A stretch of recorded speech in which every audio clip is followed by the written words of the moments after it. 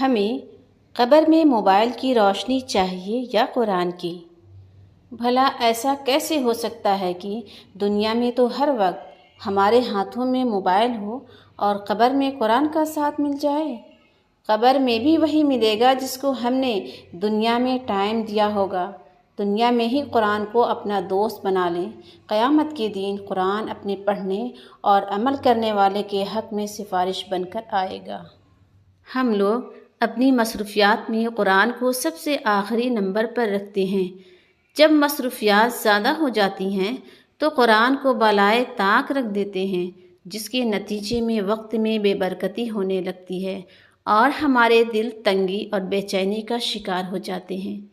اے اللہ، قرآن کو ہماری اولین ترجیحات میں شامل فرما، اس کی سب برکتیں، رحمتیں ہماری زندگی میں شامل فرما، اس کی تلاوت کو دارائن میں کامیابیوں اور آسانیوں کا سبب بنا۔ آپ قرآن کا ایک لفظ بھی سیکھ اور سمجھ لیں تو اس پر رب کا شکر ادا کریں، کیونکہ قرآن کا سفر اللہ فقط اپنے چنے ہوئے بندوں کو نصیب کرتا ہے۔ بہت جلد تمہارا نصیب بدلنے والا ہے، تمہیں وہ سب ملنے والا ہے جس کے ملنے کی تڑپ نے تمہاری مسکراہٹ چھین لی تھی۔ بہت جلد تم خوش ہونے والے ہو، انشاءاللہ بہت جلد تمہاری آزمائشیں ختم ہونے والی ہیں۔ تم سمجھو یہ تمہاری آزمائشوں کے آخری مراحل ہیں۔ ان مراحل سے گزر کر بہت خوبصورت اجر ملنے والا ہے۔ میرا رب تمہیں اتنا خوش کر دے گا کہ تم سب بھول جاؤ گے۔ ہمیشہ یاد رکھو، ہر مشکل کے ساتھ آسانی ہے۔ دلوں میں اللہ بستا ہے، اسے سیاہ مت ہونے دیں، ورنہ جب مہر لگ جائے تو انسان کچھ بھی سوچنے سمجھنے کی صلاحیت کھو دیتا ہے اور گمراہی کی طرف چل پڑتا ہے، اور گمراہی کا راستہ یقیناً بہت برا راستہ ہے۔ نمازیں قضا کر کے لوگ سجدے کی حالت میں مرنا چاہتے ہیں، ہر وقت گنگناتے ہیں مگر مرتے وقت کلمہ پڑھنا چاہتے ہیں۔ جس حال میں ہم زندگی گزارتے ہیں، موت بھی ہمیں اسی حال میں آئے گی۔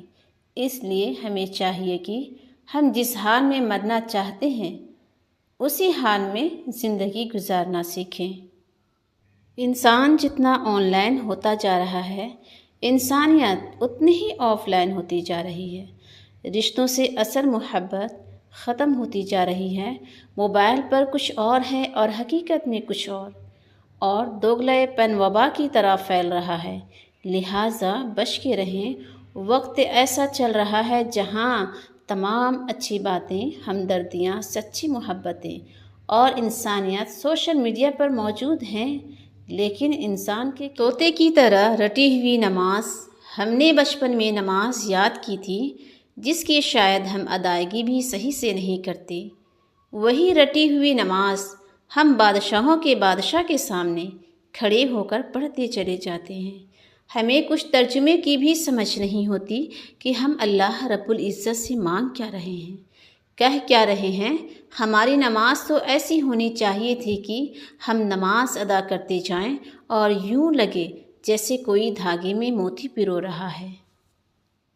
دو نمازوں کے درمیان بہت سے معاملات آتے ہیں، مسئلے، پریشانیاں، چیلنجز۔ اللہ چاہتا ہے تم ہر نماز میں کھڑی ہو کر اس سے کہو کہ تمہیں صرف اسی کی مدد چاہیے۔ جب بار بار کہو گی تو کیا وہ مدد نہیں کرے گا؟ انشاءاللہ ضرور کرے گا۔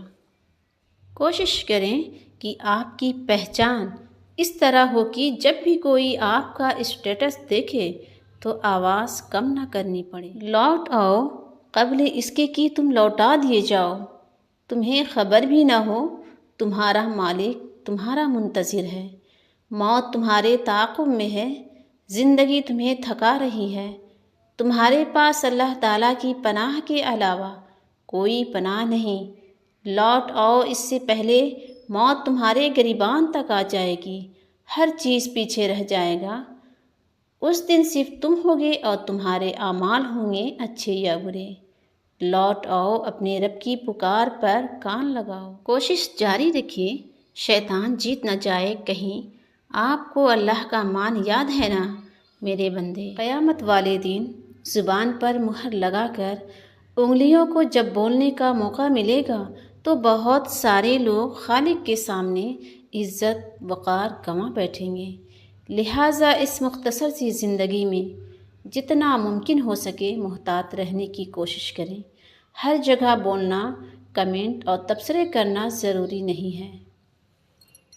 اے اللہ، میں تجھ سے صراط مستقیم کو پار کرنے کا، جنت میں اپنے پیاروں کے ساتھ اکٹھا ہونے کا اور تیرے مکرم چہرے کو دیکھنے کا سوال کرتی ہوں۔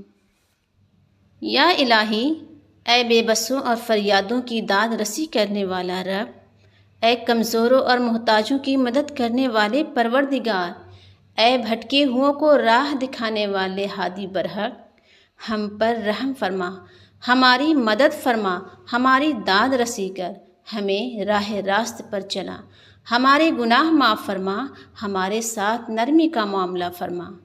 بے شک تو بخشنے والا، مہربان اور رحیم ہے۔